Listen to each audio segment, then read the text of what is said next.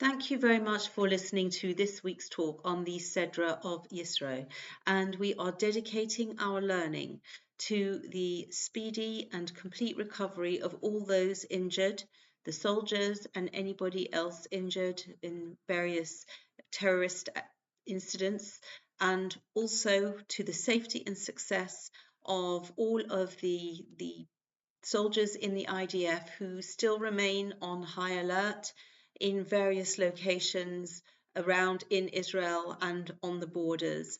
And really, as we are currently enduring a time of great uncertainty and potential danger, we are really davening to Hashem and really praying that our efforts should grant us the clarity and the divine protection that is necessary for our survival. And it seems that there is no better role model to think about when we are contemplating this kind of protection and realizing the truth of who is running and who the creator of the world, and how everything that is, all the various tiny pieces that sometimes fit better together than others. But if we look at the Sedra of Yisro, named after the father-in-law of Moshe Rabbeinu, Yisro, and he is really the fact, especially that the Sedra that bears his name contains within it the Aseres Hadibros, the giving of the 10 commandments as they're translated, but really the 10 utterances to the children of Israel, and establishing a universal moral code. Not that all the other nations of the world are bound by all of these 10, they are bound by the 7 Noachite laws, and but the concepts, the moral foundation is something that is a part of the makeup of the world, and is something that the world benefits from. And so this great reward that Yisro receives, that firstly he has the Sedra named after him, and secondly we're told that his descendants merited to sit in the Sanhedrin, in the highest court, where they too were seeking truth. And if we look at the Rashi at the beginning of the Sedra of Yisro, that is chapter 18, verse 1, and he calls this Rashi on the actual word Yisro. Shiva Shemos Nikrolo. He was called by 7 names: Ruel, Yeser, Yisro, Chovov, Chever, Kani, Putiel. And he focuses on the name Yisro, and he said actually that he was called Yeser, which means extra or more, because he caused one more passage of the Torah to be written, Va'ata Techazeh, and you see, and this extra Yisro Kushenisgaye became HaMitzvos. When Yisro converted and fulfilled the mitzvahs, they added the letter, the Vov, to his name Yisro, to his name Yeser. So from Yeser he becomes Yisro, and the Vov is one of the letters of Hashem's name. And so this is really compounding the complement of Yisro. Now, Rav Eliyahu Lopian points out that these exceptional honors, having a Sedra named after him, having an extra name with the extra letter of Vov, comes to Yisro because he is Mavakesh es ha'emes. He is a seeker of the truth. And I think that at all times, in all places, this is something that we can learn from him and we can emulate, as it so happens. And the reason that there's such a spotlight on this is because what Yisro saw and heard was actually seen and heard by countless of other people, other nations. They heard about the great miracles that Hashem performed, but there wasn't a mass movement to come and sign up to some level of belief in the one true God. Yisro was a standalone. He cuts quite a lonely figure as he comes, and there's two very distinct parts in the Sedra. We have the first part that describes how Yisro comes to the encampment, and his insecurity is apparent when he says to Moshe, and Rashi expands on this. He says to Moshe, "Come, please come to meet me." He felt this insecurity, perhaps, of being an outsider. He wasn't part of the Bnei Israel. And he says, "If you don't come for me, come for my daughter, your wife. If you don't come for your wife, come to validate your two sons, that you're showing that you are welcoming us into the community." So this real insecurity, that is one aspect, how Yisro comes and how Moshe Rabbeinu goes out and accords his father-in-law and his family full honor and comes out with a whole entourage to meet him. So there's that aspect that shows Yisro's humility, Moshe Rabbeinu's humility, and the values and priorities that are displayed in this very beautiful tableau of how Yisro comes to the encampment. And then from that very prosaic description, we have the high drama of the Aseres Hadibros, of these 10 Commandments. And so Yisro is very much of a huge example to all of us of a lone person who is coming. And the question is, why didn't other people come? Why weren't other people blown away by the amazing miracles of Yetzias Mitzrayim, of the Exodus from Egypt, of the splitting of the Red Sea? Why not? Why isn't it so obvious to everyone?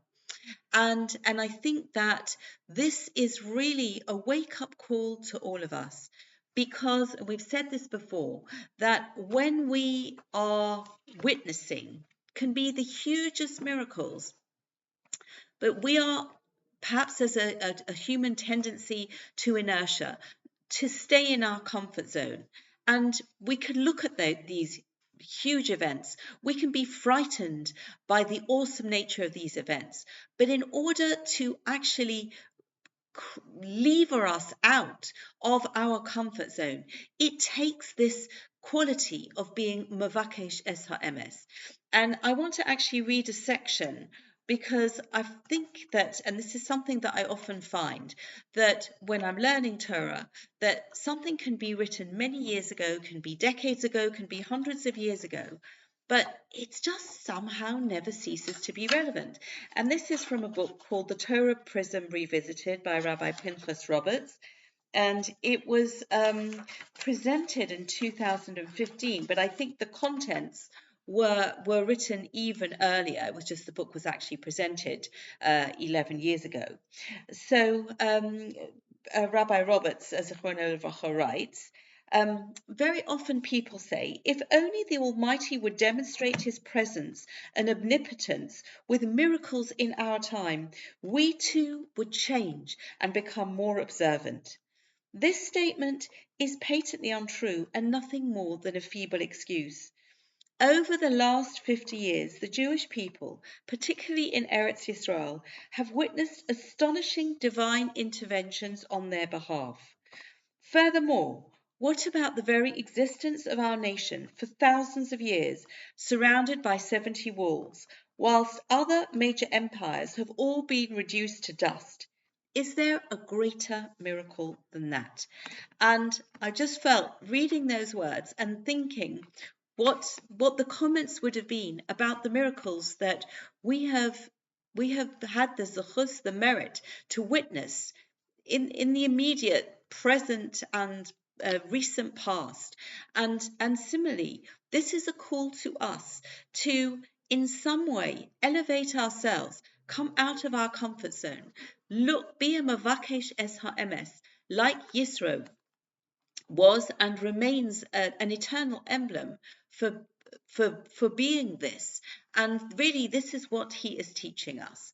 And there is a similar concept that we find later in the Sedra, that when the Jewish people, just as they are about to receive the Torah, and we find this in chapter 19, verse 4, when Hashem says, Atem re'isem es asher asisi leMitzrayim. You have seen what I've done to Egypt. Ve'esa eschem al kanfei neshorim ve'ovi eschem elai. That I carried you on the wings of eagles and brought you to me. And the point is that if we look at the events, they're fresh in our minds from the Sedras of Va'era and Bo and Bashalach, and we see that the Egyptians had so many obvious signs to them that they should have desisted from their inability to process the truth, to accept the truth, to bring that truth into their lives. And they carry on time after time, pursuing a course of action that can only lead them to distress and destruction, instead of just saying, actually, I admit there is a force here greater than my ego. I need to acknowledge that. I need to change my ways to some degree, whatever that degree is going to be. And yet they fail to do that. And we should never be lulled into that false sense of security that we are better. We know better. Oh, the Egyptians, yes, they were steeped in a culture of immorality and idolatry. So what do we expect of them? And I think that this is a reminder from Hashem just before we receive the Torah that we need as well to be on the alert for signs in our lives, for signs in our national life, for signs in our personal life that are calling out to us to see the truth of the Torah. And I feel that, again, the relevance of all of this today, as we live in times of whether it's called AI, artificial intelligence, or fake news, there is just so much that you can read, you can see, and it looks so convincing. It must be the truth. Yet it is manipulated images. It is distortions. It is either outright lies or half-truths presented in such a way.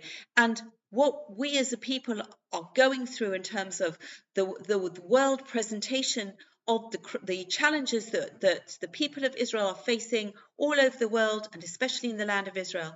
And we can see this bottomless pit of lies. And in complete contrast, we've got the beautiful words from the Maseches Sofrim, from the Tractate of Sofrim, that Hashem has given us Torah's emes. And this is the time for us to embrace that, to look up, to admire, and in that respect to emulate Yisro, who is a mavakesh es ha'emes, and tune into the Torah of truth, not your truth, not my truth, not a truth that wobbles and changes with every fashion and fad, but the eternal truth of the Torah. And in this way, we will have the merit to have a Yeshua from Hashem, a salvation from Hashem, from the dangers that we're aware of, from the dangers that we're not even aware of. And please God, we should merit the revelation on par with the revelation that our nation experienced when we read the words of the Aseres Hadibros, the 10 utterances in this week's Sedra.